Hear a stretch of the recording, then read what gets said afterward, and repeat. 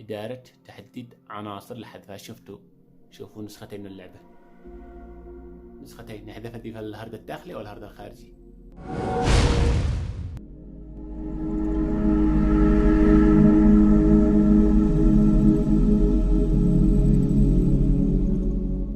كيف الحال شباب؟ إن شاء الله طيبين متعافين مع من منصتنا عالم الألعاب والترفيه والضحك والكوميديا والتحشيش.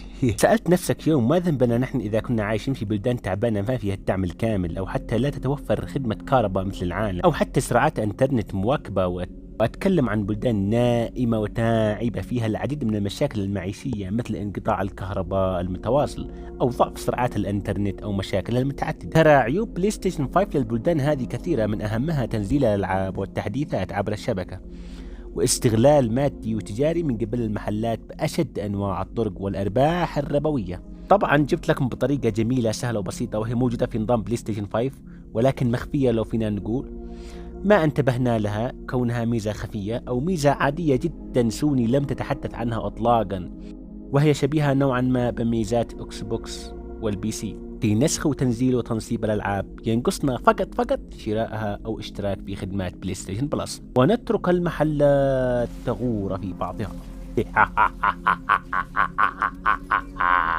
كل فخر والأول مرة، وأعتقد بيكون أول فيديو عربي بالشرق الأوسط يذكركم بهذا الميزة، كون الأخوة بالخليج العربي أو الأخوان بالعالم لا يحتاجوا هذه الميزة إطلاقا، كونهم يملكوا خدمات إنترنت سريعة وباقات غير محدودة فعليا، ولا يكلفهم تنزيل أي لعبة إلا مجرد ساعات قليلة.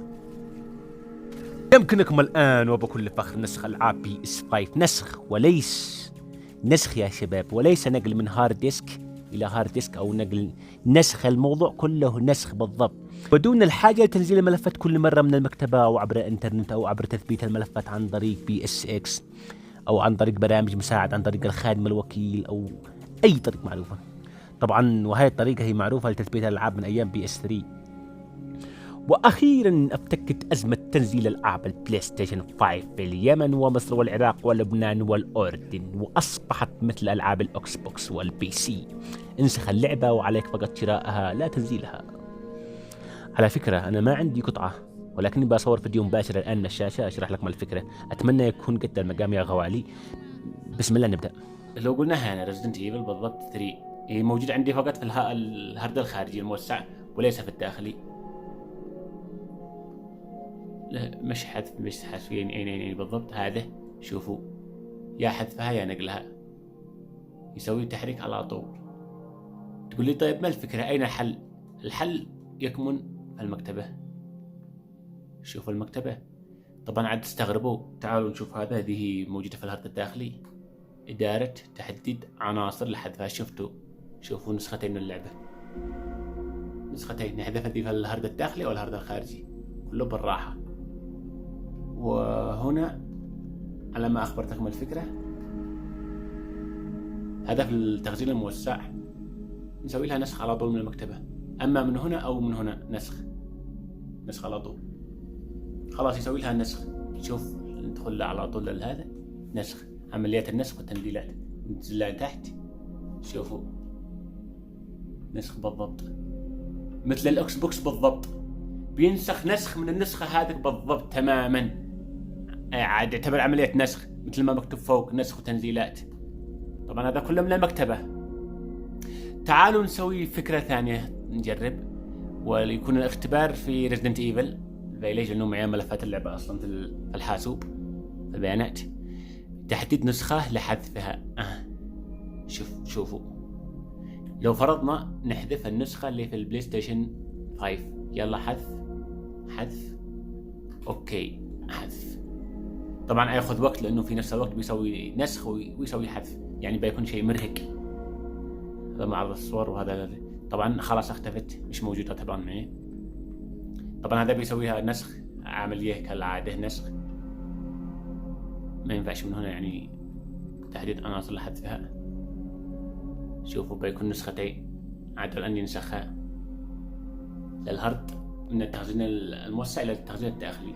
يمكننا نشغلها الآن لأنه خلاص قد نزل بيانات اللعبة الأولية للعب. فيلج، رجعنا لفيلج، احنا قلنا حذفناها، نسوي لها نسخ مرة ثانية أخرى. واذا سويت نسخ مره اخرى كانه بيجي للقائمه الرئيسيه، ندخل ننتقل الى القائمه الرئيسيه. شوفوا كانه تنزيل بالضبط، بس عادوا منتظر. يمكن يعني الان شغلنا نسخنا ريزدنت ايفل 3، سوينا لها نسخ. يلا اوكي وقف. الان تعالوا، طبعا هذا كله بنسوي اوف لاين لانه الالعاب معي انا ثبتها من قبل، نزلتها من النت، وبنسوي عمليه نسخ فقط، نسخ نقل. خلاص شوفوا الان خلصنا ريزدنت ايفل 3، نزلنا الفيلج. شوفوا كانه تنزيل من النت، طبعا ينفع العبها على طول لاني نسختها للهارد الداخلي. شوفوا كالعاده نسخه هنا هذا في التخزين الموسع اللي بيسوي نسخ. تعالوا للتخزين الداخلي، هاي وهاي ينفعنا نلعبها على طول، نلعب اللعبه على طول دايركت. شفتوا هذا الميزة هل أضافوها في تحديث سابق؟ الله أعلم، أم هي من زمان والله ما أعرف، أنا توي أكتشفها. طبعا الموضوع بالضبط يخص ألعاب PS5 حصرا وليس ألعاب PS4، فنظام ونوعية ألعاب PS5 تختلف عن نظام ونوعية ألعاب PS4 من ناحية باكجات الألعاب. باكجات يعني أقصد ملفات اللعبة. طبعا يجب تطابق النسخة المنزلة بالريجن المناسبة. مثلا نسخة أمريكية أكيد تحتاج شراء من حساب أمريكي أو امتلاك اللعبة سواء باشتراك بلاس أو اشتراك بلاس بروميوم مثلا. وطبعا نسخة سعودية وإماراتية تنطبق نفس الفكرة، إماراتي يحتاج حساب إماراتي، النسخة سعودية تحتاج مثلا حساب. طبعا أقول لكم كلمة، السعودية والإماراتي أعتقد إنه نفس الملف، نفس نظام الملفات حق اللعبة، أعتقد والله أعلم إنه في اختلاف في نظام PS5 وPS4. يعني في أشياء مثلا لو أتينا لعبة دايمن سولز الحصرية، فهي النسخة الأمريكية أو النسخة اليابانية جميعها تدعم اللغة العربية جميعها، وفي العديد من الألعاب الحصرية نفس الفكرة. بس في ألعاب اللي لديها مثلا استديوهات أو الناشر بالشرق الأوسط أو في دبي أو في الإمارات، أعتقد نسخة لحالها تكون نسخة شرق أوسط يعني هي تبع أوروبا لكن شرق أوسط. طبعا وبعد ما انتهينا، طبعا المهم في الموضوع وش الفائدة، وش أهم استفادة من هذا الميزة؟ أولا لنفسك تحتفظ ببعض الألعاب أو نسخ الألعاب من مشاكل تعطل النظام أو عطب أو تفرمات أو لا قدر الله مشكلة في الجهاز وخرب، فبالتأكيد لديك نسخة محدثة من اللعبة ولا عليك هم إطلاقا. يعني الألعاب منسوخة في هارد ديسك، نسخة طبعا محدثة يا شباب على آخر تحديث طبعا تحدث. ولديك أيضا ملفات التخزين أكيد بترفعها في خدمات البلس، لأنه ما بش أي طريقة في الفايف إلا خدمة البلس لأصدقائك، بحيث أنه هناك شخص واحد يحدث اللعبة وينسخها لعدة أصدقاء بدون معاناة وبشكل سريع، لأنه النسخ من هارد ديسك خارجي إلى الهارد الداخلي للجهاز أسرع بمراحل من التثبيت عن طريق PSX أو تنزيل عبر الشبكة، وتأخذ لك وقت طويل وانت على موعد مع أصدقائك للعب معا. ثالثا لعدم الاستغلال التجاري من قبل أصحاب المحلات وكسر شوكتهم وحكرهم المادي المليء بالطمع. وانتهى الفيديو، وداعا الف وداع وشكرا لكم والف تحيه. اشترك بالقناه لو تحب، سوي لايك من عدم او لا تحب، لا عمرك لا عجبك، ولو عجبك سوي البرمه للوراء وانديله شير.